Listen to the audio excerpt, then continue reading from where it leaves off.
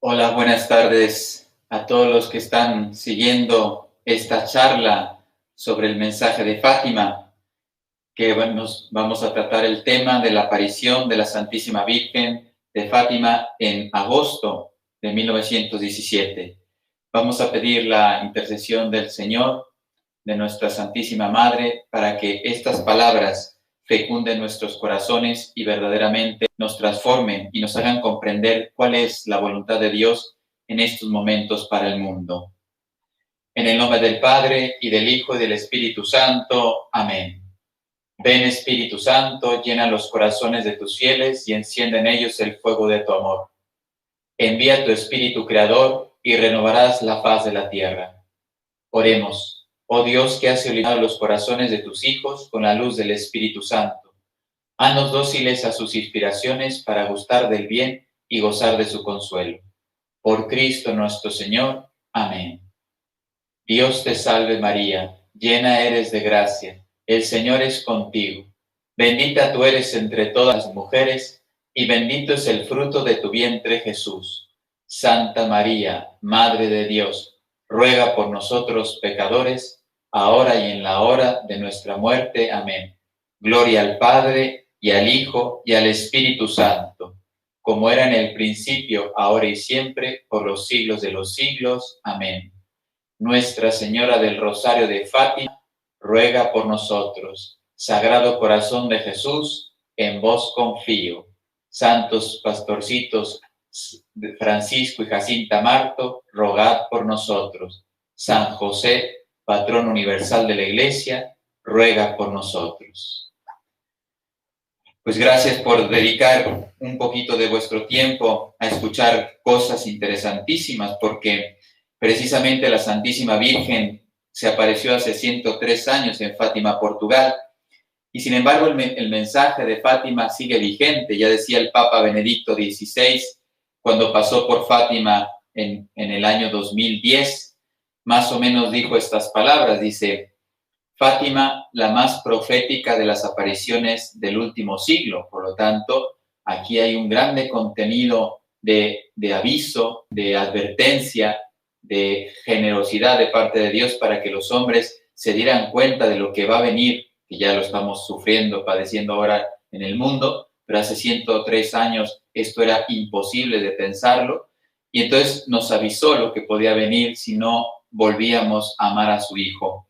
Y efectivamente, aparte de profetizarnos todo esto, nos dejó un camino para volver a Dios. Y esta es la fuerza del mensaje de Fátima, un camino de misericordia para volver a Dios. La humanidad necesita de nuevo encontrarse con el amor, porque al haber perdido el amor en nuestros corazones, se ha oscurecido la inteligencia y se ha distorsionado la voluntad de muchas personas en el mundo. Y por eso, ahora, y así lo sintetizamos en una frase, todo el mal que hay en el mundo, al mal le llamamos bien y al bien le llamamos mal, y perseguimos a los que quieren vivir el bien, la bondad, etc.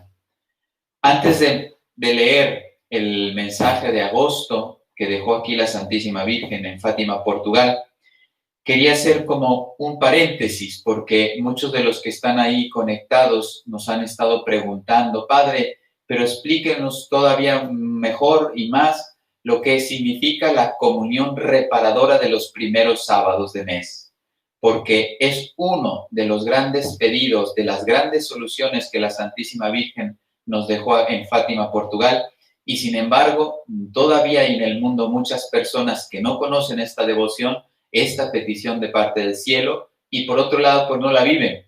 Por eso voy a hablar un poquito. Entonces, se llama, muchos dicen el primer sábado de mes. No, el nombre es Comunión Reparadora de los primeros sábados de mes. ¿Cómo nació o cuándo nació esta comunión reparadora? El 13 de julio, que lo tratamos un poco someramente en la charla pasada, el 13 de julio de 1917 le dijo la Virgen a los pastorcitos: vendré a pedir la comunión reparadora de los primeros sábados de mes. ¿Cuál es el contexto de esta frase? Voy a repetir un poco si alguien no estuvo en el mes pasado. La Virgen nos advirtió, bueno, primero mostró el infierno a los pastorcitos y les dijo que muchos pecadores iban ahí. Después le dijo que para salvar las almas, Dios quería establecer en el mundo la devoción a su inmaculado corazón. Dice, y si hacen esto, si me aceptan como la devoción del Inmaculado Corazón de María, dice, se salvarán muchas almas y tendrán paz. Dice, y si no, y ahí es cuando profetiza, 22 años antes de que sucediera, la Segunda Guerra Mundial. Dice, si no, les vendrá una guerra peor. Y entonces, y ya la describe cómo va a ser, etcétera, etcétera, que hasta nos dio la fecha, dice, en el pontificado de Pío XI, comenzará la guerra, ¿no? Y nos dio una señal. Decía, cuando veáis una señal en el cielo, sabréis que esta es la señal que Dios os da de que Él va a castigar el mundo por sus crímenes, por sus pecados. Lo digo porque a la gente no le gusta escuchar esto de parte de Dios. Dios, como ven allá atrás, es amor, su corazón en la figura lo representa, pero Dios también es justo, infinitamente justo, es Padre. Y si sus hijos se están desvirtuando, nos tiene que corregir, purificar para que volvamos a Él. Como dicen, ¿no? Hablando vulgarmente, pues si no queremos por las buenas, el Señor también nos trata por la justicia, ¿no? Bueno, y entonces, ya cuando describe toda la guerra, la segunda, le llamamos nosotros Segunda Guerra Mundial, dice, para impedir que Rusia extienda, porque todo eso se da en el contexto de Alemania y Rusia, entonces ahí hay dos grandes profecías, el comunismo, el nazismo. Entonces, dice, para impedir que Rusia extienda sus errores, etcétera, etcétera, y que haga daño, que es el contexto de la Segunda Guerra Mundial, dice, vendré a pedir la consagración de Rusia a mi inmaculado corazón y la comunión reparadora de los primeros sábados. Entonces, fíjense, para detener la Segunda Guerra Mundial y a Rusia, pidió dos cosas al mundo. Esto es muy importante darse cuenta. Parece tan sencillo que no le damos importancia, pero si el mundo hubiera hecho caso y hubiera hecho estas dos cosas, no hubiéramos tenido ni Segunda Guerra Mundial ni todos los países que están subyugados por el comunismo y sus hermanos, socialismo, progresismos, partidos verdes y todo esto que, como dicen, el camaleón cambia de color, ¿no? Entonces, sigue siendo lo mismo. Bueno, ya estando Sor Lucía en España, el 10 de diciembre de 1925, la Santísima Virgen se le aparece y le dice, mira, hija mía, mi corazón cercado de espinas, que los hombres ingratos me clavan continuamente con blasfemias e ingratitudes. Tú al menos procura consolarme y di a todos aquellos que, y aquí vuelve otra vez, ahora sí ya en Fátima dijo, vendré a pedir la comunión reparadora. Aquí, 10 de diciembre de 1925, Sor Lucía en España le dice en qué consiste la comunión reparadora. Dice, y di a todos aquellos que durante 5 meses seguidos, en el primer sábado, se confiesen y reciban la Santa Comunión, recen el Santo Rosario y me hagan 15 minutos de compañía meditando en los misterios del Rosario, con el fin de desagraviarme. Qué hermosa promesa. Yo prometo asistirles en la hora de la muerte con todas las gracias necesarias para su salvación. O sea que aquí está la forma de practicarla y la promesa a quien hagan esto. Aparte, la promesa es personal.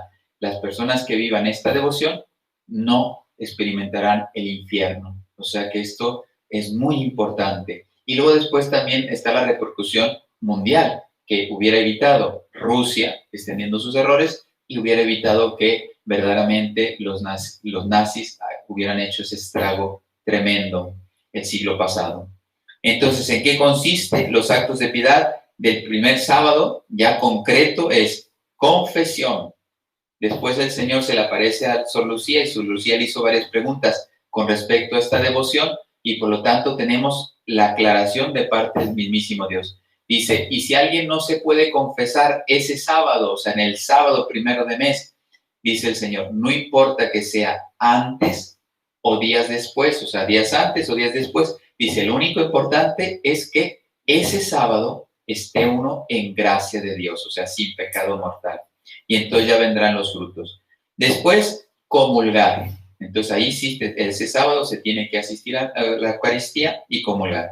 Rezar el Santo Rosario y después hacerle compañía a la Virgen. 15 minutos pide ella, que no pide demasiado, 15 minutos meditando los misterios del Rosario. Entonces hay que separar, porque aquí yo sí veo que la gente que más o menos conoce esta devoción tiene un poquito de confusión. Una cosa es rezar el Santo Rosario y otra es dedicar 15 minutos, lo mínimo que pidió la Virgen, 15 minutos meditando un misterio o los misterios del Rosario. Yo les voy a dar un consejo que hacía Sor Lucía. Sor Lucía lo que hacía era, como él dio 5 sábados seguidos, y Sor Lucía toda la vida, todos los primeros sábados de mes de su vida, hizo esta comunión reparadora, porque la Virgen pide al menos 5, pero podemos hacerla el resto de nuestros días. Y entonces ella cogía los misterios del Rosario, y entonces meditaba el primer misterio, no sé, doloroso, y luego el segundo misterio, la agonía del huerto de Jesús en Getsemaní, después la flagelación, la coronación de espinas, carga con la cruz y crucificado, muerto y crucificado. Entonces, ella cada sábado meditaba un misterio 15 minutos y luego se iba a otro misterio y así, los dolorosos, gloriosos, luminosos, etc. Bueno, y al último, tener la intención de reparar el corazón inmaculado de María. Yo creo que aquí no nos hemos dado cuenta de 2 aspectos. Las gracias que pueden venir al mundo por causa de esta devoción, pero también los castigos que Dios permite por las ofensas que hacemos a la Santísima Virgen. Nos parece poco lo que hacemos a la Virgen o lo que se hace a la Virgen, es muy grave. Dios ama con amor infinito a su madre. De aquí me guardo un poquito de silencio porque todos nosotros pensamos en nuestra mamá. O sea, normalmente uno ama a su madre y está muy agradecido con sus padres, pero estamos hablando ahora de la madre. ¿Cómo no estamos agradecidos y unidos a la madre? Pues a nuestra madre la amamos muchísimo. Pues imagínate cómo la ama el Señor y cómo desea que sea amada por nosotros. Y si nosotros le hacemos daño en sus imágenes, que ahora va a salir, o hacemos blasfemias contra ella, o le ofendemos con nuestros pecados, pues eso provoca que Dios tenga que aplicar la justicia divina sobre los que le están ofendiendo. Ya estando en las apariciones fuera de Cobadiría, le dijo el Señor, la Virgen, dice, son tantas las almas que la justicia divina condena por pecados contra mí cometidos. Por eso reza y repara.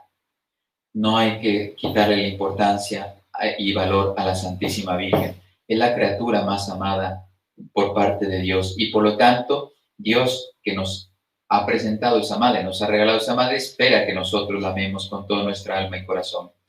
¿Qué promete la Santísima Virgen María a quienes vivan esta devoción? Pues ya lo he dicho, pero ahora lo separamos para que vean, es que son promesas que verdaderamente nos motivan para vivir esta comunión reparadora. Y no solamente yo, porque yo quiero ir al cielo, pero quiero que todo el mundo vaya al cielo. Entonces, ¿cuál es nuestra tarea? Ir al mundo a llevar esta devoción de la comunión reparadora. Prometo asistirle en la hora de su muerte con las gracias necesarias para que pueda salvarse.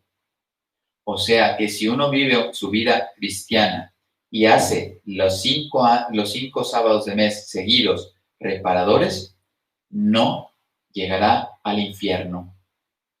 Esto es impresionante. No me digas que es algo muy difícil de hacer, sencillísimo, y sin embargo la promesa segura es que vamos al cielo. Pues yo creo que aquí ya los que nos están siguiendo dirán, claro que sí, a partir de ahora no dejaré de vivir esta comunión reparadora como lo hacen muchos portugueses que yo cuando estaba aquí de capellán, los portugueses llevan 30 años, 40 años, todos los sábados primeros de mes hacen su comunión reparadora. ¿Por qué en sábado? Santo Tomás de Aquino responde, ¿por qué Dios escogió el sábado para que sea honrada la Santísima Virgen? Y él dice, porque el sábado es el día siguiente al Viernes Santo. Y el sábado de Dolores de la Santísima Virgen dice, porque fue la única que fue incolume en la fe. Cuando todo el mundo escapó, cuando todo el mundo se llenó de miedo, cuando todo el mundo quedó confundido por la crucifixión de nuestro Señor Jesucristo, la única cierta, con todo el dolor del mundo, pero la única cierta de que su Hijo iba a resucitar era la Santísima Virgen. Pues a partir de ahí, ya la Iglesia Católica honra a la Santísima Virgen los sábados. ¿Por qué son 5 sábados seguidos y no 8, 9, 15, 7? El Señor le respondió a Sor Lucía esta pregunta. Dice, porque son 5 las blasfemias con las cuales ofenden más a la Santísima Virgen. Ofensas y blasfemias pronunciadas contra el Inmaculado Corazón de María. ¿Cuáles son esas 5 blasfemias las que más ofenden a la Santísima Virgen y por las cuales queremos reparar? La primera blasfemia es los que niegan la Inmaculada Concepción de María. Yo ya he puesto un ejemplo porque me llamó mucho la atención, tristemente, un eclesiástico se le ocurrió decir públicamente que nadie nacía santo, ¿no? Que todos nos hacemos santos. Y precisamente si alguien nació inmaculada, sin pecado, y nunca cometió pecado, se llama Santísima Virgen. Segunda blasfemia, los que niegan su virginidad perpetua. Sabemos que son dogmas de fe. Ella era virgen antes del parto, en el parto y después del parto. Siempre Virgen María. La tercera blasfemia es contra la maternidad divina, rehusando recibirla como madre de la humanidad. Ella es madre de Dios y por lo tanto es madre de todos los hijos de Dios, por lo tanto todos los hombres. Pues quien niegue la maternidad divina no está atentando a Dios grandemente. Y yo, por ejemplo, un ejemplo es triste, pero hay que decirlo, todas las sectas no vienen de Dios, porque si algo hacen, alguien que haya hablado con la secta lo sabe perfectamente, lo que estoy diciendo ahora. Tú hablas con una secta y lo primero que ataca no es a Cristo, lo primero que ataca es a la Santísima Virgen. Entonces, ¿cómo pueden venir de Dios si están atacando lo que Dios más ama? Ahí está la respuesta. Cuarta blasfemia, aquellos que públicamente buscan infundir en los corazones de los niños indiferencia, desprecio, inclusive odio hacia la Madre Inmaculada. Quien quite la devoción a los niños está ofendiendo gravemente a Dios. Y la quinta blasfemia son aquellos que insultan o atentan contra las sagradas imágenes. Yo creo que todos vimos y seguimos viendo, ahora que están entrando, recuerdo en octubre en Chile, cuando supuestamente, pero ya sabemos que fueron actos terroristas de gente enviada por Cuba y Venezuela, que empezaron a quemar las estaciones de metro, etc. Y entonces uno decía, y si están haciendo un reclamo social, ¿qué tiene que ver los templos?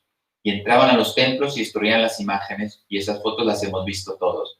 Es igual lo que está pasando ahora en Estados Unidos. Están reclamando la injusticia de la muerte de una persona y terminan quemando imágenes de santos y destruyendo templos. Y uno dice, ¿qué tiene que ver? Si estás pidiendo justicia por la muerte de una persona, pues sí, salga a la calle, protesta, firma, pides justicia, pero ¿qué tiene que ver que tú con eso, con ese motivo, vayas a quemar una iglesia? La respuesta es que hay algo detrás, que parecía que no estaba, pero hay algo detrás. Bueno, ya voy terminando porque es el inicio, el paréntesis del inicio, pero era muy importante. En octubre de 1928, la hermana Lucía le dirige una carta al obispo de Leiría, a Monseñor de Silva, y le dice, esto es muy importante para entender el sentido, dice, el buen Dios, en su infinita misericordia, se queja de no poder soportar por más tiempo las ofensas que se cometen contra el Inmaculado Corazón de la Santísima Virgen María. Muchos de los males que nos está viniendo al mundo es porque no respetamos a la Virgen. Aquí está la clave. Por eso esta devoción es muy importante. Sigue Sor Lucía. Él dice que a causa de este pecado, un gran número de almas caen al infierno y promete salvarlas en la medida en que se practique la devoción siguiente de los primeros sábados de mes o la comunión reparadora de los primeros sábados, con la intención de desagraviar al Inmaculado Corazón de nuestra Santísima Madre. Muchas almas van al infierno por esto. El hecho que hagamos la comunión reparadora, estamos ayudando a muchas almas a que no vayan a ir a la condenación eterna. Después viene una carta, que no voy a decir la fecha, primero voy a leer lo que dice y luego la fecha, para que entiendan por qué suceden las cosas en el mundo, porque no hacemos caso a Dios. Este párrafo es clave para entender cómo el mundo está ciego, porque no quiere escuchar a Dios a través del corazón inmaculado de María. Es una carta que le escribe al padre Aparicio. Dice: de la práctica de esta devoción, la comunión reparadora de los primeros sábados, unida a la consagración al Inmaculado Corazón de María, depende para el mundo la paz o la guerra. Ahora van a ver la fecha. Es por eso que he deseado tanto su propagación. Esto tiene que quemar nuestro corazón. Si ya hemos dicho que vienen bienes para el mundo y muchos bienes para las almas, inclusive para los pecadores, ¿qué esperamos para propagar esta devoción? Y más, sobre todo por ser la voluntad de nuestro buen Dios y de nuestra tan querida Madre del Cielo. O sea, que de esta comunión reparadora de los primeros sábados de mes depende la paz o la guerra del mundo. ¿En qué fecha escribió esta carta Sor Lucía? 19 de marzo de 1939. ¿Cuándo comenzó la Segunda Guerra Mundial? Septiembre de 1939. Ya estaba desde 1925 dado el remedio para evitar la Segunda Guerra Mundial. En 1939, meses antes de que empezara la guerra, todavía Sor Lucía le estaba diciendo al sacerdote Aparicio cómo podíamos evitar ese grande conflicto. Y el mundo no hizo caso. Esto es para meditar.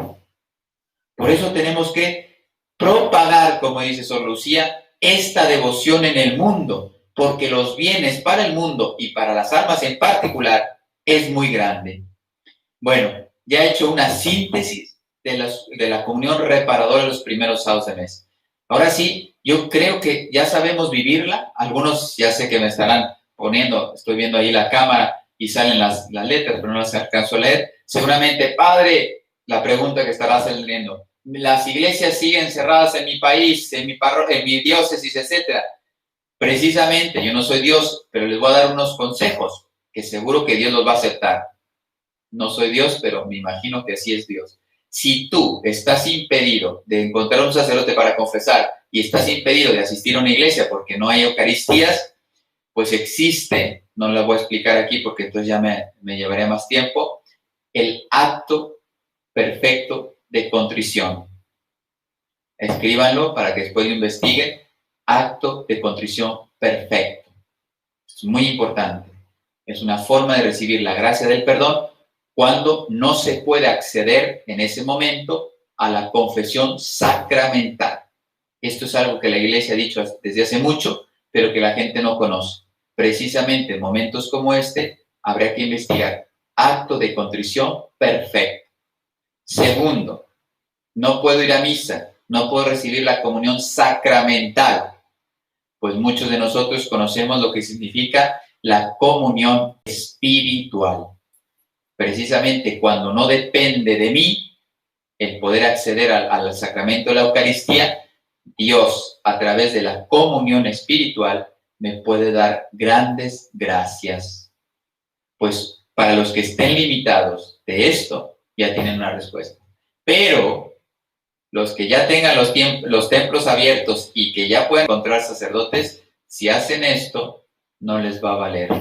¿Por qué? Porque esto, la condición para que sea efectivo es cuando no se puede acceder, no cuando no quiero ir. Es muy diverso. Una cosa es, yo tengo la voluntad de hacerlo, pero no encuentro, por lo tanto no depende de mí. Y lo otro sería una falta, porque mi voluntad es decir, oye, esto es más cómodo.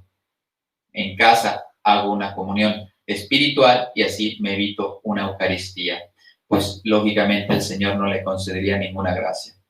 Bueno, vamos ahora sí a entrar en materia, que es la aparición del 15 de agosto.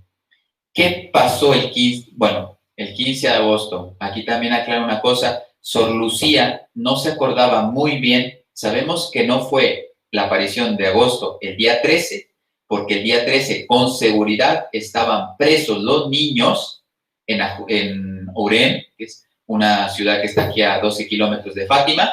Entonces, el día 13 no se apareció la Virgen. Y ella no se recordaba muy bien si era el 15 de agosto o el 19 de agosto. ¿Y por qué? Ella dice que se recuerda haber visto las personas muy bien vestidas y en aquel entonces las personas se vestían solamente muy bien cuando era domingo o cuando eran las solemnidades de la liturgia de la Iglesia Católica. Y precisamente lo más probable es que haya llegado el día 15 y vio a las personas celebrando la Asunción, la solemnidad de la Asunción de la Santísima Virgen a los cielos, y entonces ella se recordara ello. Pero otros dicen que no, que el día 19 era domingo, y entonces lo que ella vio fueron las personas vestidas bien porque era domingo 19 de agosto. El santuario de Fátima se inclina más por decir que la aparición fue el 19 de agosto. Yo personalmente, sin tener ningún dato histórico, en ningún fundamento, lógicamente me gustaría que fuera más el día 15, por lo que significa esta solemnidad litúrgica. Bueno, pues en la mañana del 15 de agosto y después de un interrogatorio final, los pastorcitos fueron liberados y devueltos a Fátima. Ustedes saben que en ese interrogatorio fueron amenazados de muerte y los pastorcitos estaban prontos, listos para morir antes que traicionar a Dios. Yo quisiera aprender de esto. Bueno, como el santuario piensa que tiene argumentos para decir que fue el 19, entonces el relato es: el día 19 de agosto de 1917, Lucía estaba con Francisco y su hermano Joao en el lugar llamado Baliños. Ya no es Covadería.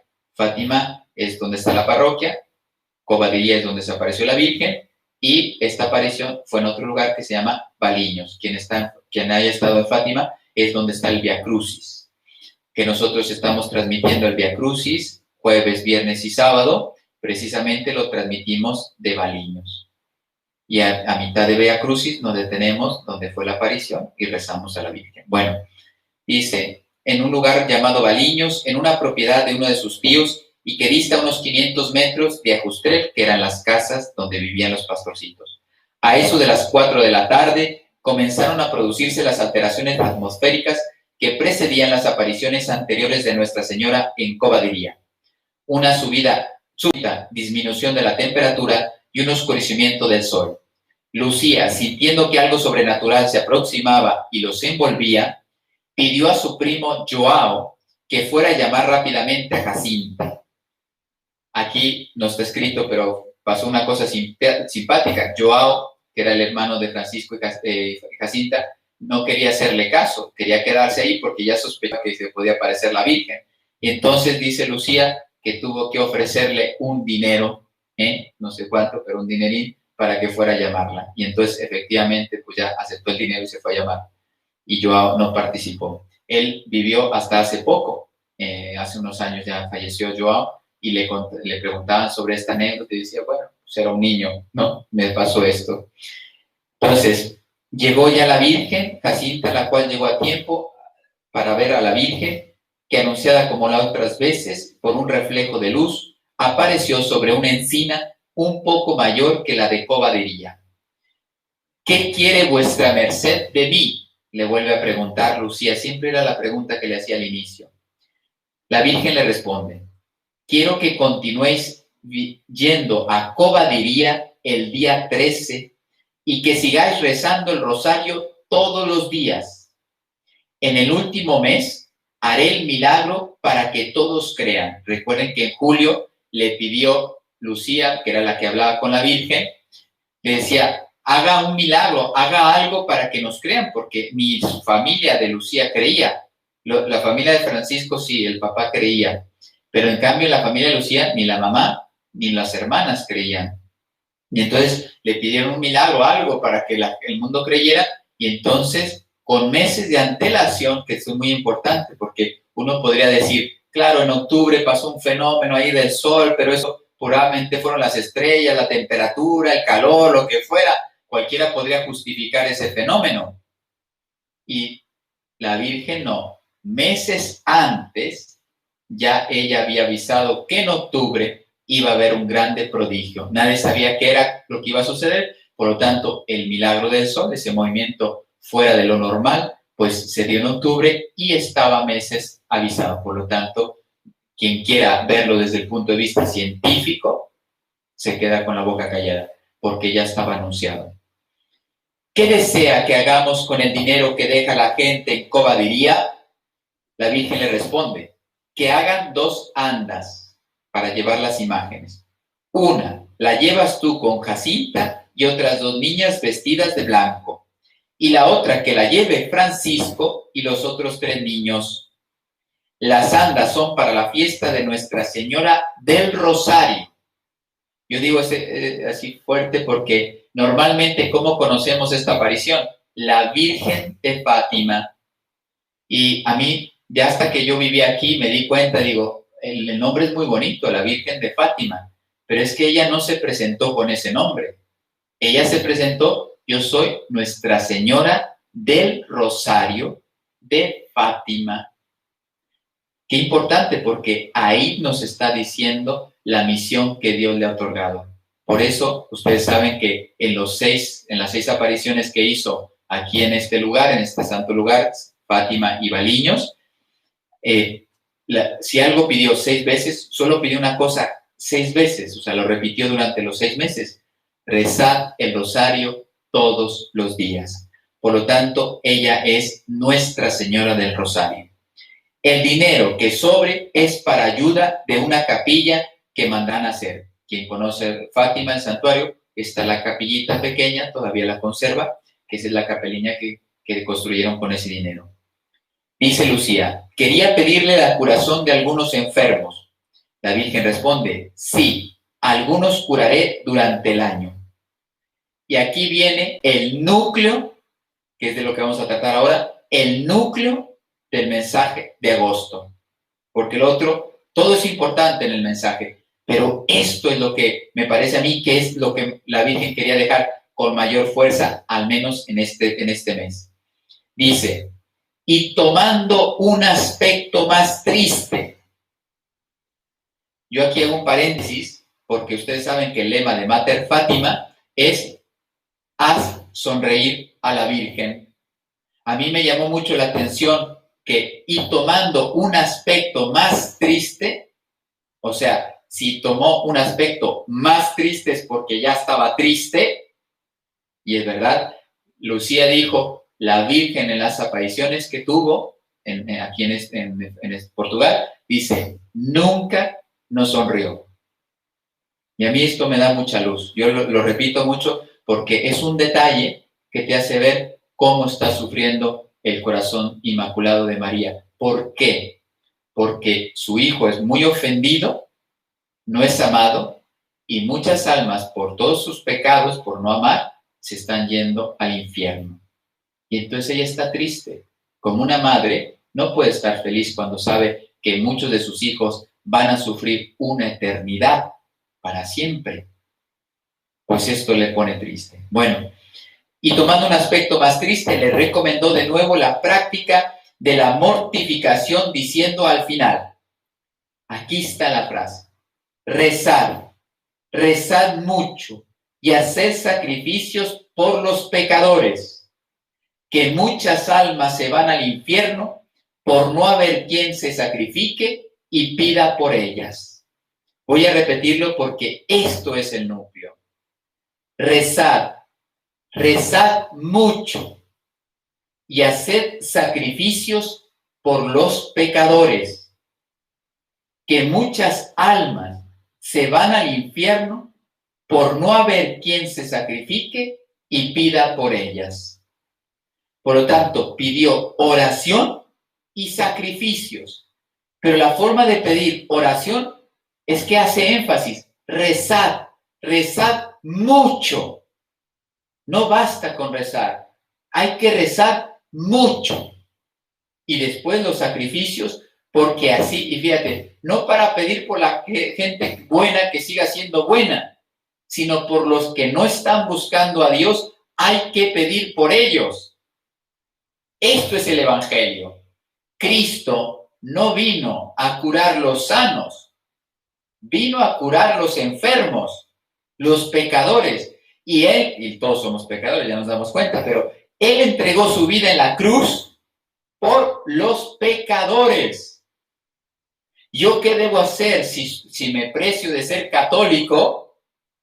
Pues debería pensar que mi vida sería bien invertida, usada, si me entrego por la salvación de los pecadores. Lo digo porque cuando lo traduces, oye, entrégate por la persona que robó tu casa, reza y sacrifícate por el jefe que te echó de la empresa y que por eso te has quedado sin comida para llevar a tu familia.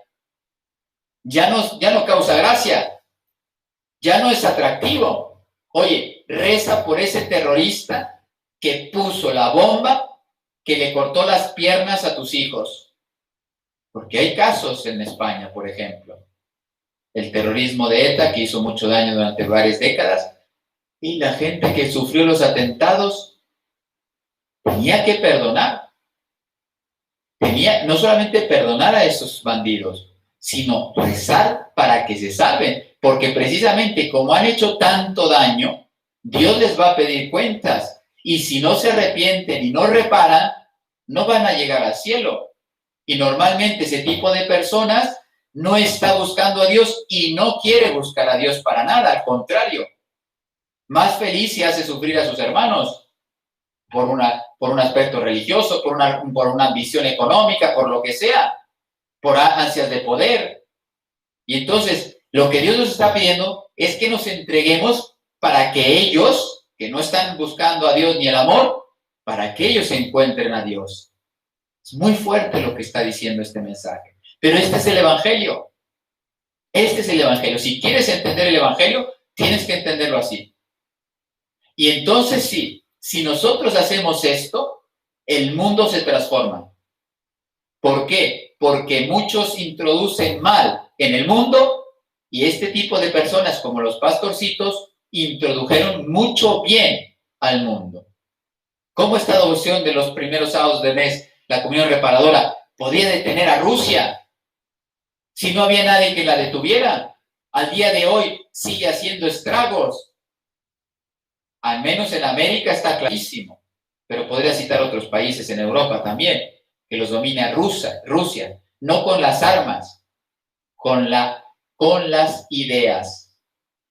Rusia domina el mundo no con la economía, no con las armas, con las ideas.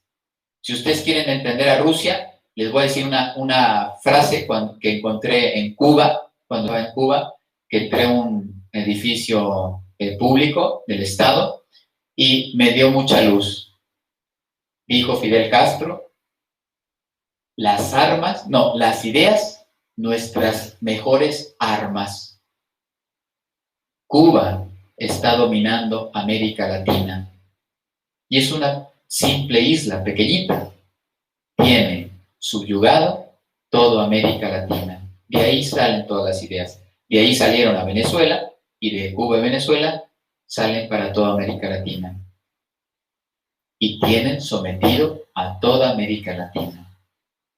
Por eso Rusia sabe bien que lo más potente no es una bomba atómica, lo más potente son las ideas. ¿De qué nos advirtió la Virgen? De las bombas atómicas. La Virgen no habló de las bombas atómicas. En cambio, sí habló de los errores de Rusia.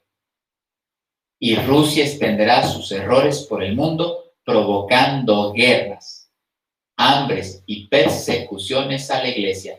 Y algunas naciones serán aniquiladas. Mira Cuba, mira Nicaragua, mira China, mira, no pararíamos. Bien, yo me voy a centrar un poquito, me gustaría hablarles del tema de la oración. Como ven, estoy viendo el reloj, ya se me han pasado prácticamente 40 minutos y no he empezado. Me pasó como lo de Julio, la charla de Julio. Apenas estaba en la introducción y terminó la hora. Pero como ven, es que es tan rico el mensaje de Fátima que no te da tiempo para hablar. Yo cuando llegué aquí, son 10, 15 hojas el mensaje de Fátima. Y la leí y digo, ¿esto es Fátima?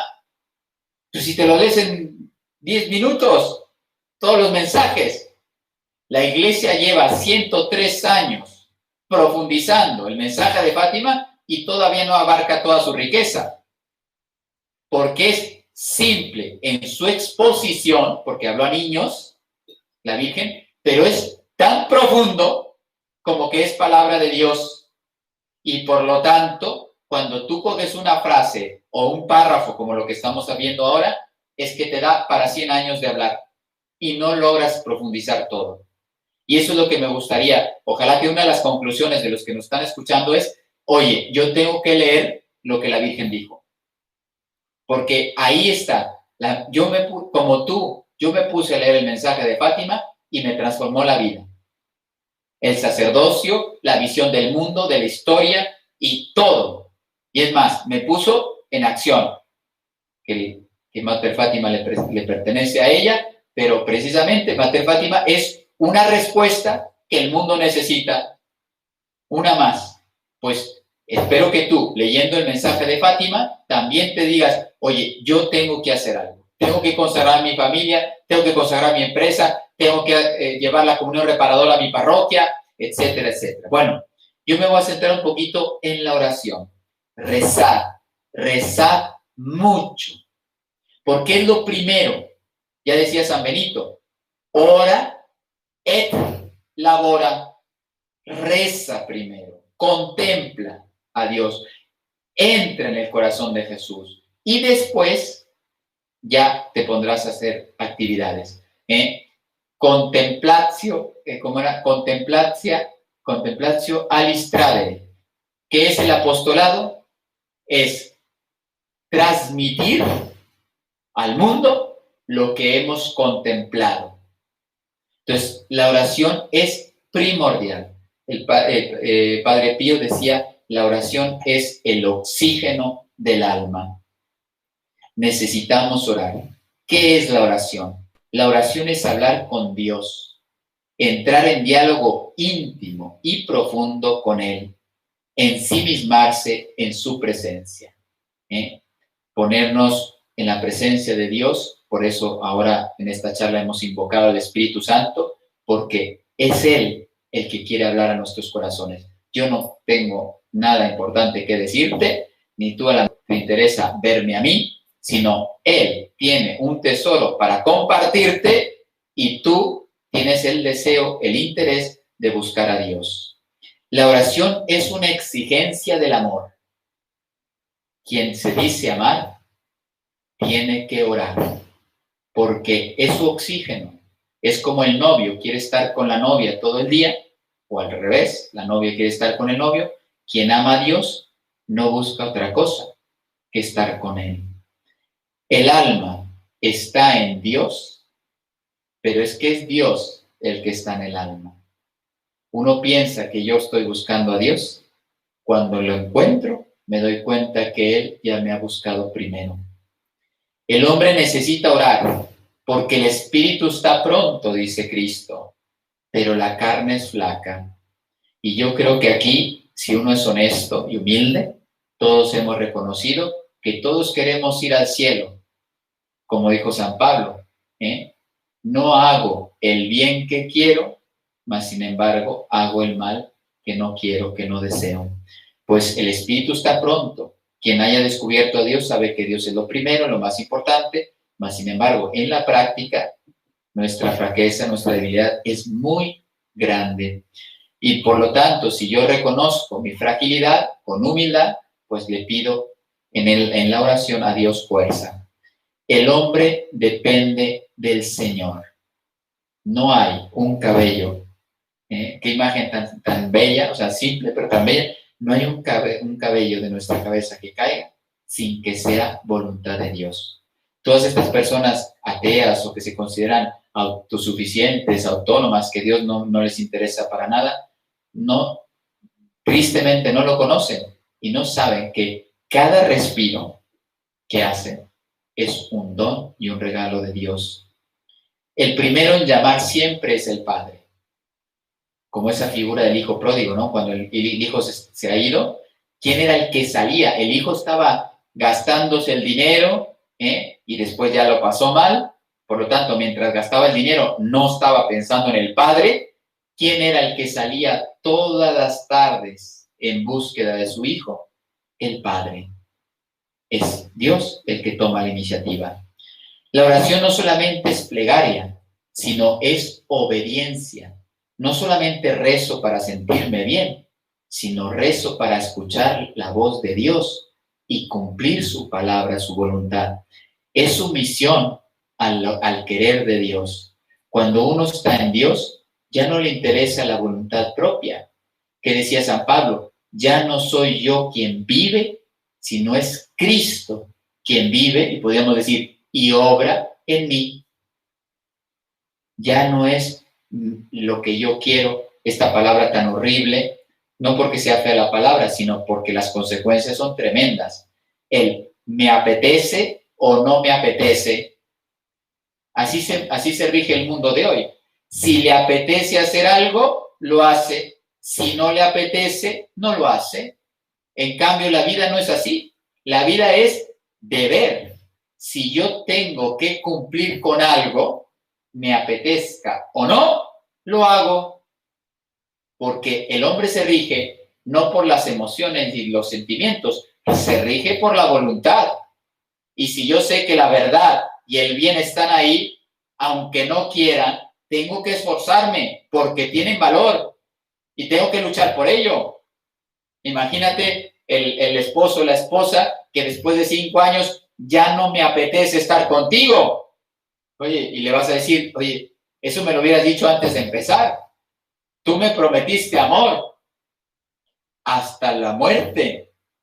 Fíjate, la vida no se vive del apetece. Por lo tanto, someternos al querer de Dios es fe en la prueba.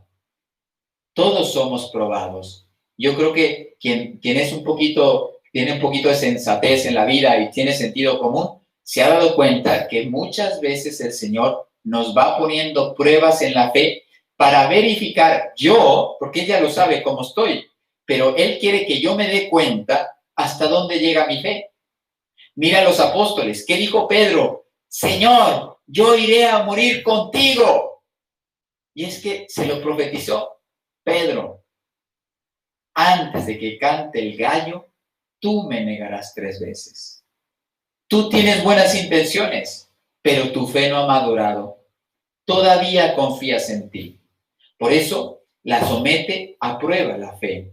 ¿Y cómo se fortalece la fe? En la oración.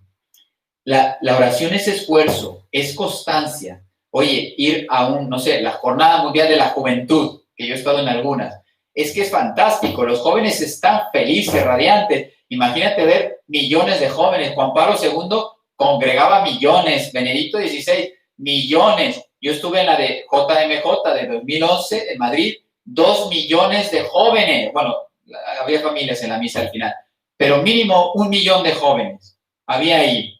Y estábamos ahí, los jóvenes estaban felices, radiantes. Pues ahí decir que soy católico y que soy joven y que me gusta Cristo y la Virgen, de verdad que a lo mejor no cuesta nada. Porque al ver 1 millón de jóvenes como tú, pues te entusiasma, te llena de alegría. Pero después hay que volver a casa, a la universidad, al trabajo, a los estudios.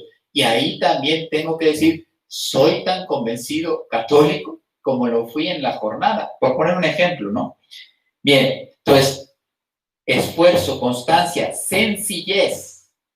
El Señor no necesita muchas palabras. La oración más perfecta, que es el Padre Nuestro, tiene 7 peticiones. Nada más, nada más. Y es la oración más perfecta que engloba todo. Y sin embargo, es sencilla, pero muy profunda. Padre Nuestro. Ya con eso deberíamos quedarnos 30 años meditando. Dios es mi Padre y yo soy su Hijo. Soy hijo de Dios. Imagínate lo que eso significa cuando nos lleguemos a dar cuenta. Es humildad. Precisamente el corazón que más la conoció, que le conoció al Señor, fue su Santísima Madre. Y si algo tiene la Santísima Virgen, es humildad. Les voy a contar algo que va a salir, no sé si me va a dar tiempo, pero iba a salir más adelante. Es muy interesante, ya lo conté en la misa, que el padre Gabriele Amor, cuando estaba haciendo un exorcismo, el gran exorcista del Vaticano, se dio cuenta que cuando mencionaba a Cristo, el demonio pues tiembla porque es Dios y le somete. Pero se dio cuenta que cuando mencionaba a la Santísima Virgen, se ponía peor que con Cristo. Y entonces le llamó la atención y le dice, oye, ¿por qué cuando menciona a Cristo? Pues ya sé cómo reaccionas. Dice, pero cuando menciona a la Santísima Virgen te pones peor. Como diciendo, si el importante, más importante es Cristo que su madre. Y él le dice, por 4 cosas la odio. Y precisamente sale aquí. Dice, porque ella es la más pura y yo soy el más sucio. Porque ella es la más obediente y yo soy el más desobediente. Él dijo, no serviré.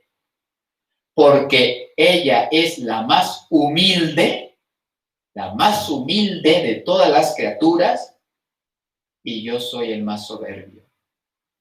Y la cuarta, porque contaba el padre Gabriel Amor que no la quería decir, y decía, tú me dijiste 4 y me has dicho 3, te falta una, dime cuál es la cuarta razón por la cual odias tanto la vida. Y no quería, pero bajo obediencia a Jesús, obligado estaba a confesar.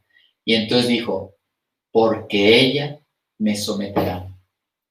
Ella, siendo criatura, me va a someter a mí, que soy un arcángel. Bueno, la humildad. Es muy importante la humildad en la oración. Es silencio en la escucha, pureza de corazón en la búsqueda, rectitud de espíritu y conversión de corazón. Se nos insiste mucho en que recemos con el corazón, no rezar solo con la cabeza. A veces uno cuando hace las oraciones vocales, como el rosario, por ejemplo, pues uno está repitiendo porque ya te sabes los misterios, te sabes las letanías, te sabes el rosario y lo estás diciendo y lo dices bien, lo vocalizas bien y estás con el rosario, no estás pensando en otra cosa, pero no profundizamos. El rosario es una oración vocal, pero también es contemplativa. Y precisamente a muchas personas se quedan solo con la oración vocal. Ya hice mi rosario. No, deberíamos decir, ya contemplé los misterios de Cristo a través del rosario. ¿Qué diferencia? Es la grandeza de Dios y la pequeñez del hombre se unen, se dan cita en la oración. Dios el infinito y yo el finito y el nada, que esa es otra cosa que no nos gusta reconocer. Él lo es todo y tú eres nada. Pues eso se dan cita en la oración. Y entonces el que no es nada es fecundado, iluminado, llenado de amor, de gracia, por el que lo es todo. Es alabanza, glorificación, reconocimiento de su suprema majestad.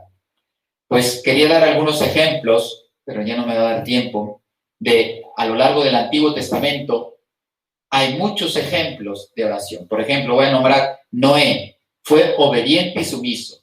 Cuando todo el mundo estaba depravado y estaba buscando sus placeres, Noé fue el único, dice el Antiguo Testamento, dice, no había varón más justo que Noé en aquel tiempo. Y precisamente como era el justo, el santo, pudo reconocer a Dios y su voluntad. Y se puso a hacer una arca cuando todo el mundo le decía que estaba loco, que no sabían qué hacían. Mas, sin embargo, él fue obediente a la voluntad de Dios y sumiso. Y él no confió en los hombres. Los hombres se burlaban de él. Y, sin embargo, él no se puso a hacerle caso. Se puso a hacer caso a la voluntad de Dios. También la oración de Abraham fue la fe puesta a prueba. La fe de Abraham. Le dice el Señor que te daré descendencia tan grande como la arena de una playa. Y en ese momento le da un hijo, ya en su vejez, y le pide que sacrifique su hijo, por el cual iba a venir la descendencia. Su fe fue puesta a prueba. Por eso es el padre de la fe, porque verdaderamente fue una prueba grandísima. Yo te prometo que vas a tener una gran descendencia, y dice, pero si no tengo hijos. Y le da uno y le pide que se lo entregue. Si uno medita la vida de Abraham, es increíble. Ahí es cuando vemos que Abraham es grandísimo en la fe y nosotros somos pequeñísimos. La oración de Moisés también, cuando le pide, tú serás quien liberte mi pueblo. Y le dice Moisés, ¿quién soy yo, Moisés? Inclusive el faraón. Se recuerda que Moisés mató a un egipcio que había maltratado a los judíos. Y entonces el caso se supo y el faraón le estaba persiguiendo. Y entonces dice, ¿quién soy yo para ir al faraón y sacar a los hijos de Israel? ¿Te has dado cuenta a quién le estás pidiendo esto? Por favor, Señor, le pide. Dice, yo no he sido nunca hombre de palabra fácil, ni aún después de haber hablado con tu siervo, sino que soy torpe de boca y lengua. Y tú me pides que le hable a un rey, a un faraón. ¿Y tú crees que me va a hacer caso si no sé, ni siquiera sé hablar? Y le dice el Señor, yo estaré en tu boca y te enseñaré lo que debes decir. Por lo tanto, sencillez y humildad. Y Moisés cumplió lo que Dios le pidió. Era el hombre de toda su confianza. Después está el ejemplo de la oración de Samuel, el profeta, que cuando era pequeño vivía con Elí, ustedes recuerdan el pasaje, y entonces en la noche llegaba el Señor y le empezó a llamar Samuel, Samuel, y él se despertaba y pensaba que era Elí, iba, Elí, ¿por qué me has llamado? Aquí estoy. Y Elí le decía, pero si no te he llamado. Y volvía a acostarse, así 3 veces, y ya Elí reconoció y se dio cuenta que no era él el que le llamaba, dice, te está llamando el Señor. Y entonces, ¿qué le dice? Cuando te vuelva a llamar esa voz, te despiertas y le dices, habla, Señor, que tu siervo escucha. Por lo tanto, Samuel calla y empieza a escuchar la voz de Dios. Y efectivamente, a partir de ahí, ya el Señor le empieza a hablar al corazón. Y Samuel tiene que cumplir la misión de decirle a Elí, pues que no se había portado bien con las promesas del Señor. Después está la oración de David, de arrepentimiento. Si se dan cuenta, estos personajes que han vivido su encuentro con Dios son modelo de lo que puede ser mi vida. Pues también nosotros tenemos que ser humildes, ser sencillos, confiar en Dios, etc. Yo ya les conté un poco mi experiencia cuando yo me di cuenta que iban a hacer Mater Fátima, que al inicio no se llamaba así, pero que yo entendía que el Señor quería invitar a todo el mundo a que se uniera un día en oración. Y dije, yo le voy a decir al mundo que se une en oración, si yo no conozco a nadie. Pues Mater Fátima está en 53 países y les aseguro que yo no conozco a nadie. Pero el Señor conoce a todos y logró, ya les dije, el último Rosario Mundial, alrededor de 100 millones de personas. Pues precisamente, si tú haces, yo no soy nadie, pero si nosotros hacemos lo que Él quiere, Dios hará maravillas, porque las gracias vienen de Él. ¿Qué pasó con David? David, el arrepentimiento. Siendo un hombre muy amado por el Señor, también cometió pecado. Se acostó con la mujer de Urías, la dejó embarazada, para salvar esa situación. mandó matar a Urías, que lo dejaran en el combate, lo metieran en el combate en el momento más recio y que lo dejaran solo. Y muere. Y el Señor, como dice San Pablo, a Dios no lo engaña nadie. De nadie se puede burlar de Dios. Por lo tanto, David se arrepintió y tenemos ese Salmo 50, que es un salmo penitencial que está en la liturgia de las horas. Todos los viernes sale el Salmo 50, que es un salmo que debemos meditar y rezar continuamente, porque muchos nos sentimos identificados por nuestro pecado. Misericordia, Dios mío, por tu bondad, por tu inmensa compasión, borra mi culpa. Yo reconozco que fui culpable, pero estoy suplicando, arrepentido, con humildad, pidiendo misericordia. Lava del todo mi delito, limpia mi pecado. Aparta de mi pecado tu vista. Tú que lo conoces, yo que lo quería esconder, tú lo sabes, tú sabes todo, Señor. Borra en mí toda culpa, solo tú nos puedes perdonar. Por eso, no voy a hablar ahora, pero el sacramento de la confesión es uno de los grandes dones que Dios ha dado al mundo. Y fíjense cómo a Satanás, porque es uno de los sacramentos que también ya se está perdiendo. En muchos países, Alemania, etcétera, muchos países ya no se confiesa la gente. En América todavía veo que la gente se confiesa, pero en muchos países de Europa la confesión se ha perdido. Y tristemente, no voy a hablar de nombres, pero tristemente por la predicación de algunos eclesiásticos, y algunos de ellos importantes, que decían que no era importante ya confesarse, que no era necesario. Pues, ¿quién de nosotros no comete culpa? Todos necesitamos ir a suplicar, arrepentidos, la misericordia del Señor. Oh Dios, crea en mí un corazón puro, renuévame por dentro con espíritu firme. Seguimos la oración de Salomón, que pedía por el pueblo, la oración de Esther, la reina, cuando el pueblo de Israel iba a ser aniquilado, y ella dependía todo de ella, y ella hace ayuno para presentarse al rey e interceder por su pueblo. Ella podía haberse salvado porque era esposa del rey, mas sin embargo, ella intercedió por su pueblo.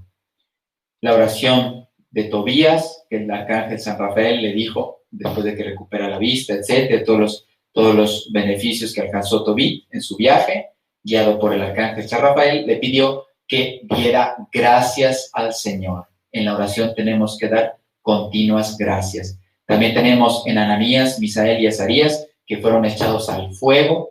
¿Y qué estaban haciendo ellos en el fuego? Alabando y dando gracias al Señor, porque el fuego no les hacía nada. La victoria del Señor se cumplía en ellos. Y luego ya hemos llegado a la oración de María. A mí me gusta mucho esta expresión. Espero que nos ayude a todos. María es omnipotencia suplicante. María es omnipotencia suplicante. O sea, Dios lo puede todo, María lo puede todo cuando se lo suplica a su Hijo. Si nosotros entendemos esto, ya sabemos cómo alcanzar todas las gracias de su Hijo, por María. Aquí está la clave. Ella cautiva su humildad, su pureza, su sencillez, todas las virtudes que conocemos de la Santísima Virgen, cautiva a Dios y hace posible que se cumplan todos sus deseos. Ahí no recuerdo qué santo decía, cuando oremos, presentemos nuestras plegarias a María para que las lleve al Rey. Decía, si tú tienes, no sé, un racimo de uvas y se lo quieres presentar al Rey, pues a lo mejor al Rey no le gusta. Va a decir, oye, ¿y esto qué es? Mas, sin embargo, decía este santo, que no recuerdo ahora su nombre, dice, presenta las uvas a la Santísima Virgen y ella las presenta al Rey con una bandeja de oro. Claro que las acepta. ¿Qué esperas para suplicar las cosas a Dios a través de la Santísima Virgen?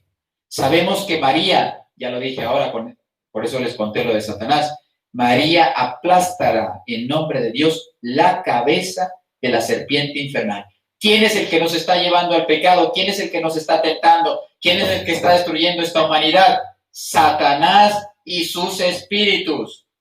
¿Quién le va a pisar la cabeza? ¿A quién le tenemos que pedir que nos libre del enemigo? A la Santísima Virgen. Es muy importante. La oración de María es obediencia, es sumisión. Precisamente todo lo que he dicho se cumple en María. Fe, esfuerzo, constancia, sencillez, humildad, silencio, escucha, y por eso es abogada, medianera de todas las gracias. Y como les decía también en la homilía, corredentora.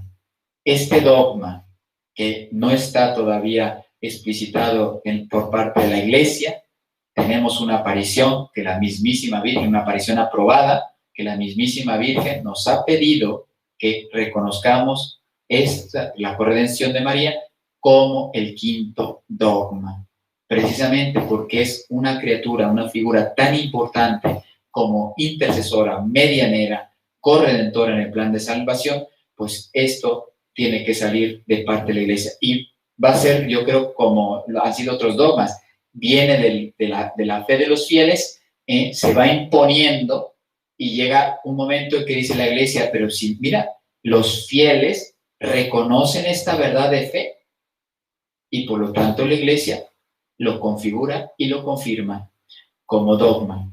Ella ruega por nosotros, es la segunda parte. Ahora sí, diciendo todo esto, cuando tú rezas el Ave María y dices, Santa María, Madre de Dios, su título más importante, ruega por nosotros.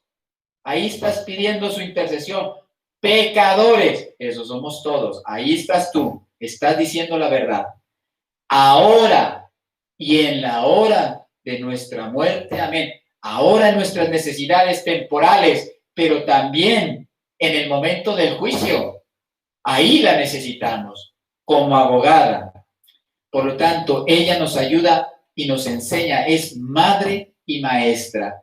Madre de nosotros, maestra nos enseña a orar, nos enseña a interiorizar, para escuchar la palabra de Dios, para hacer silencio en mi vida, para unirme con Él, para aprender a contemplar, dice el Evangelio, y ella guardaba todas esas cosas en su corazón. Ella sabía contemplar. También nos hará tener esa ternura, esa unión, esa comunión con su Hijo. ¿Cómo sería la oración perfecta? Pues me encontré un párrafo bellísimo. La oración perfecta es la que se hace desde la pequeñez, humildad, desde la humildad, de rodillas. Por eso aquí, si la oración se hace de rodillas, ¿qué sería la comunión? La oración es hablar con Dios. La comunión es recibir a Dios. Si la oración se hace de rodillas y como lo hacían los pastorcitos, postrados, que todavía es un gesto de más humillación, de más humildad, de más reconocimiento de nuestra nada, ¿cómo debería ser la comunión? La respuesta es sencilla. La comunión tendría que ser de rodillas. Si solo estar en la presencia de Dios, en la presencia espiritual, me hace ponerme de rodillas, ¿qué significa cuando yo estoy delante de la presencia real de Cristo? Delante de Cristo, toda rodilla se doblará. Pues lo digo porque precisamente ahora que estamos con esta pandemia, si algo, ya voy terminando, si algo tenemos que recuperar es la comunión de rodillas. Si algo está ofendiendo a Dios ahora, es que la gente toque su cuerpo de Cristo. Con una motivación, iba a decir un pretexto, pero una motivación de salud, se está cometiendo una irreverencia. Y fíjate, es que con todo lo que hemos dicho, se entiende perfectamente. Si yo voy a entrar en contacto, en diálogo con mi Señor, que lo es todo, y con la nada, que soy yo, me tengo que postrar, tengo que humillarme, porque esa es la realidad. Pues Entonces es lógico. Si yo me tengo que pasar ahora a su presencia real y el sacerdote me presenta y me dice, cuerpo de Cristo, y yo me tendría que poner de rodillas, amén, y recibirlo. Yo se los digo, porque este es un signo y este va a ser un combate. Para que después no digan, yo no soy profeta. La comunión en la mano se está obligando por causa, supuestamente, de la pandemia. Graben estas palabras. Después de la pandemia, seguirán obligando a comulgar en la mano. De mí se acuerdan. De mí se acuerdan. Graben estas palabras. Después de la pandemia, seguirán obligando a muchas personas a comulgar en la mano. Estoy muy seguro de lo que estoy diciendo. Por tanto, una de las grandes luchas para recuperar la fe es volver a comulgar de rodillas. Entonces, la oración se hace de rodillas, postrados, en la búsqueda de Dios, no de nosotros mismos. Fraguada en el sufrimiento. Quien no sufre no ama, porque dentro del amor está el ingrediente del sufrimiento. Acompañada con el ayuno, ya lo dijo Cristo en la Escritura, para sacar ciertos demonios necesitamos rezar mucho y ayunar, porque ese es el combate espiritual. Acompañada con el ayuno y la penitencia para purificar el corazón. Yo creo que tenemos que ser muy honestos con nosotros mismos. Uno sabe lo que tiene en el corazón. Podemos aparentar lo que queramos, pero Dios sabe lo que hay aquí. Y ustedes saben cuando tenemos malos pensamientos, cuando tenemos miradas, cuando tenemos cosas secretas que son pecadotes y que nadie lo sabe. A lo mejor mi mujer no sabe que la traiciono, o a lo mejor mi papá no sabe que me estoy drogando, o mi jefe no se ha dado cuenta que yo le robo. Todos esos deseos o actos los conoce perfectamente el Señor. Por lo tanto, el ayuno y la penitencia junto con la oración purifican mi corazón, combatiendo el buen combate de la fe. Si no entiendes que la vida es un combate, todavía no te enteras de nada, como dicen en España. La oración es un don de Dios, de incalculable valor.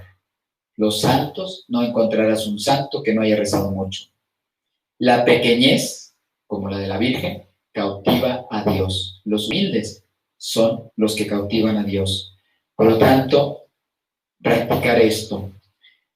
Bien, ya voy terminando. La oración de Cristo, pues prácticamente es la oración de María, íntima, filial con el Padre, de comunión, de amor constante, buscando la voluntad de Dios.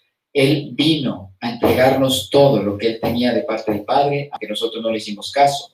Él luchó, se esforzó, rezaba de noche, se iba a la montaña, rezaba de mañana, hacía ayunos, hacía penitencias, totalmente, continuamente estaba en presencia del Señor. Él no quería hacer otra cosa que no fuera la voluntad del Padre. ¿Y para qué? Para traer bienes, salvación, gracia, etc. Hizo silencio, 30 años de silencio, 30 años de silencio, comparados con esta civilización del ruido, con todos estos medios, que son muy buenos, pero han metido mucho ruido en nuestras almas.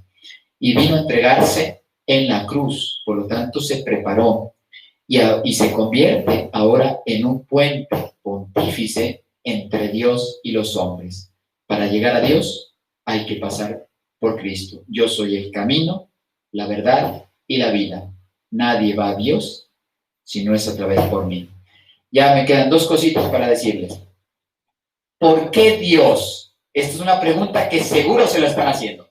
Yo rezo, Padre, y le insisto mucho a Dios, y rezo muchos rosarios, y voy a la parroquia a rezar, al sagrario. Soy adorador nocturno, adorador de adoración perpetua. ¿Por qué Dios no nos concede lo que pedimos? Es una pregunta muy sensata. Ya no estoy hablando de los que no rezan. Estoy hablando del que los reza. ¿Por qué no nos concede lo que pedimos? San Agustín tiene 3 respuestas, que son muy buenas. Dice,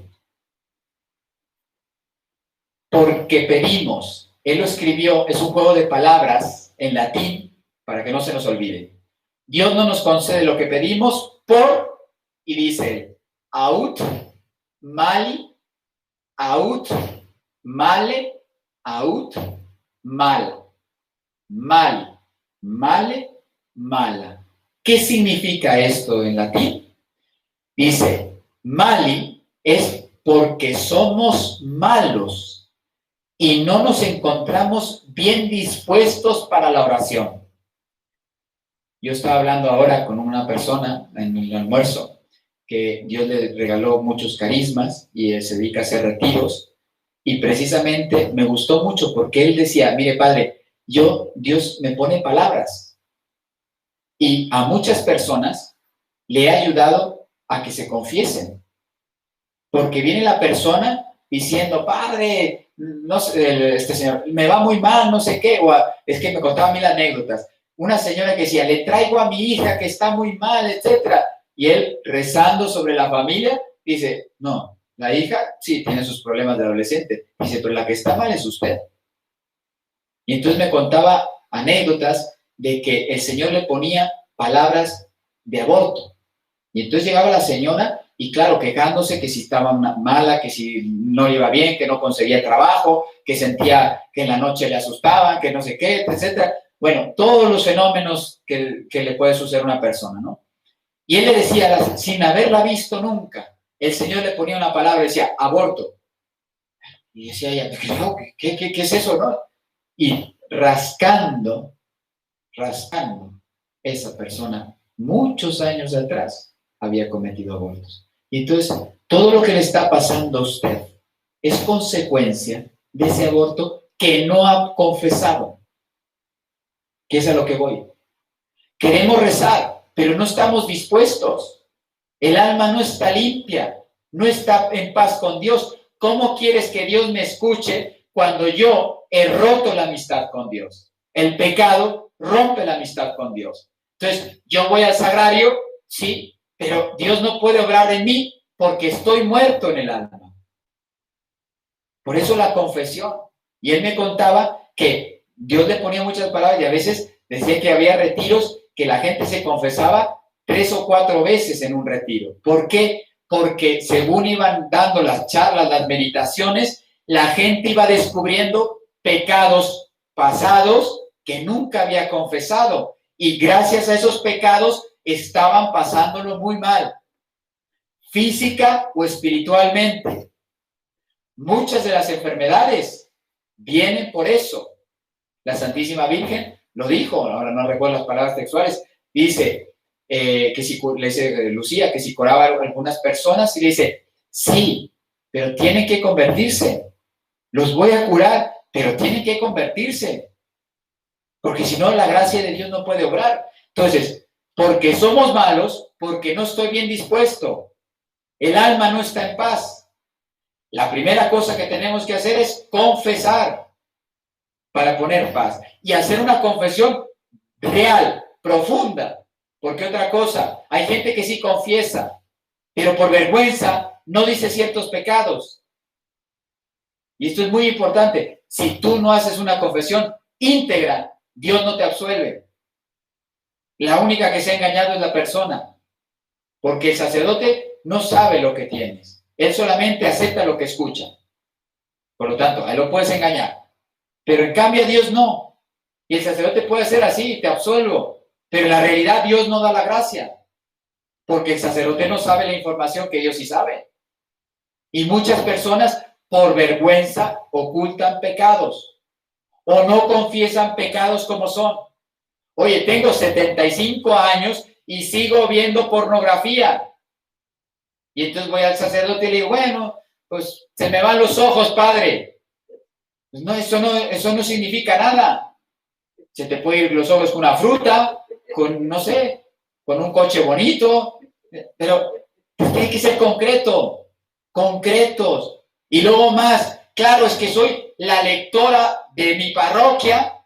¿Cómo le voy a decir al padre que me estoy acostando con el jefe del grupo de scouts? Porque así pasa. Dirán, uy, padre, ¿qué está pensando? No, te estoy poniendo ejemplos reales, que conozco, que suceden. Entonces, ¿cómo le voy a decir al padre que estoy yendo a la parroquia a conquistar a un señor? ¡Qué vergüenza! Pues hija, si no lo confiesas, estás en pecado mortal. Dios no te puede bendecir. Bueno, no, poder sí, no te quiere bendecir. Hasta que no te des cuenta que tienes que volver a Dios. Bueno, porque somos malos, porque oramos mal, con poca fe. Si tuvieras fe como un granito de mostaza, bueno, si tuvieras un poquito de fe, le podrías decir a esta montaña, muévete de aquí, y se mueve. Dios no realiza milagros por la falta de fe, dice la Escritura.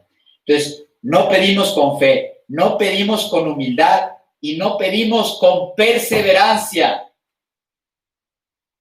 ¿Qué hizo esta señora que le pedía justicia al juez? El juez le respondió diciendo, le voy a hacer justicia a esta señora para que me deje en paz. No porque me cae bien, no porque su causa es bonita, porque estoy harto de que me esté molestando. Es una imagen para que entendamos que a Dios le vamos a arrancar las gracias. No porque Dios no las quiera dar, sino porque Él quiere ver cuánto perseveras.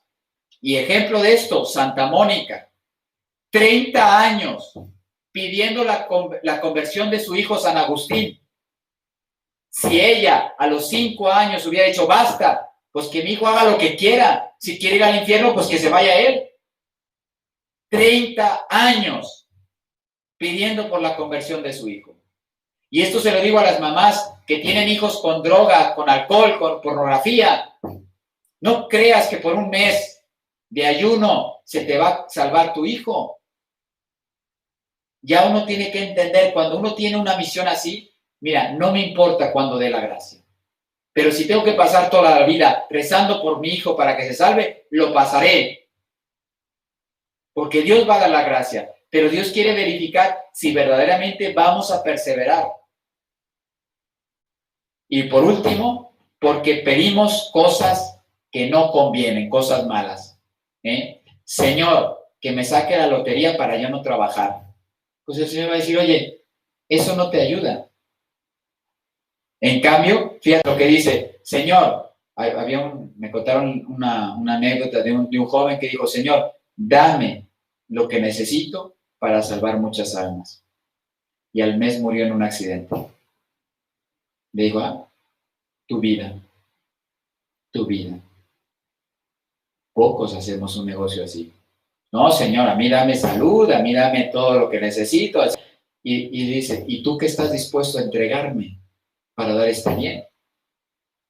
Y nosotros debemos decirle, Señor, tómate de mí lo que quieras, pero salva esta alma, salva a este terrorista. ¿Qué hizo Santa Teresita del Niño Jesús cuando se enteró de ese italiano que iba a ser condenado a muerte, que no sabía ni quién era, pero se enteró por las noticias? Y entonces ella se puso a rezar por el alma de esa persona. Y efectivamente, antes de ser ejecutado, pidió un sacerdote para confesión. Y esa persona se arrepintió. Y ella se había entregado a Dios para que salvaran el Señor salvara a esa persona. Bueno, conclusión. Algunas frases, a mí me gustan mucho las frases de los santos. ¿Qué vamos a hacer para orar? Pues mira lo que nos invitan los santos. La oración es la mejor arma que tenemos, la llave que abre el corazón de Dios. Padre Pío de Peltrechina.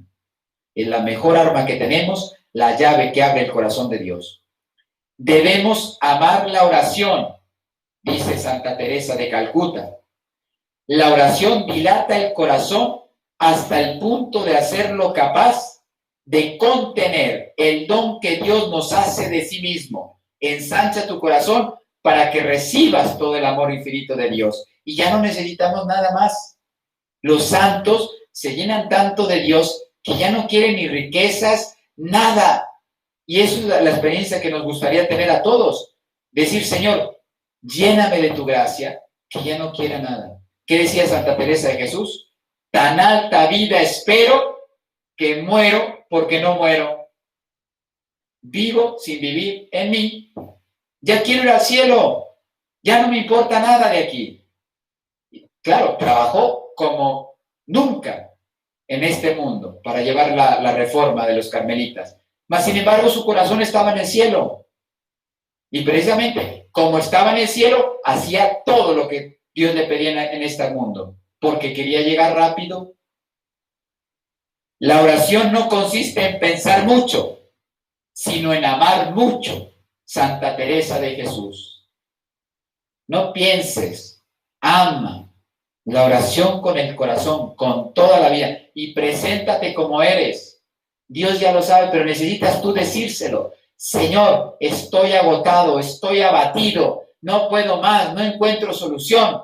Ayúdame, sálvanos, como dijo San Pedro, que, bueno, no fue San Pedro se está uniendo, dice, sálvame, Señor. Pero le dicen los apóstoles, sálvanos que nos hundimos. Nos hundimos. Pues precisamente yo por eso estoy sorprendido. Viene una pandemia y en vez de ir todos a rezar a los templos, hemos cerrado los templos. Eso no lo entiende nadie. Cuando nos estamos ahogando, lo primero que debimos de haber hecho es ir a los templos a suplicarle al Señor y decir, Señor, sálvanos, que nos ahogamos. Y lo primero que hicimos fue bajarnos de la barca. Pues ya saben cómo nos está yendo. Quien no reza se priva de aquello que es indispensable para vivir. Indispensable. San Juan María Vianney. Ustedes saben que él decía, cuando rezaba, dice, yo le miro y él me mira. No había palabras. Yo le miro a Dios, no necesito palabras, él me mira. Mi regla es su voluntad y su deseo es mi ley. Quien reza puede decir algo así. Yo lo único que quiero hacer es la voluntad de Dios y y el deseo de Dios para mí se convierte en un deber de hacerlo, mi ley. San Rafael Arnaiz. Pues les voy a dar la bendición, les agradezco que nos hayan soportado, casi fueron 1:30, perdón. Como ven, a los sacerdotes cuando nos dan tiempo hablamos mucho, pero yo creo que les va a ayudar, porque son palabras que vienen del cielo, dichas por el corazón de la Virgen. Entonces nos hemos centrado en orar. Orad mucho. Ya habrá momento para hablar de sacrificaos por los pecadores. El Señor esté con vosotros y con tu espíritu. La bendición de Dios Todopoderoso, Padre, Hijo y Espíritu Santo, descienda sobre vosotros y permanezca para siempre. Amén. Nuestra Señora del Rosario de Fátima, ruega por nosotros. Santos Francisco y Jacinta Marto, rogad por nosotros. Pues que pasen una linda tarde y que Dios les bendiga.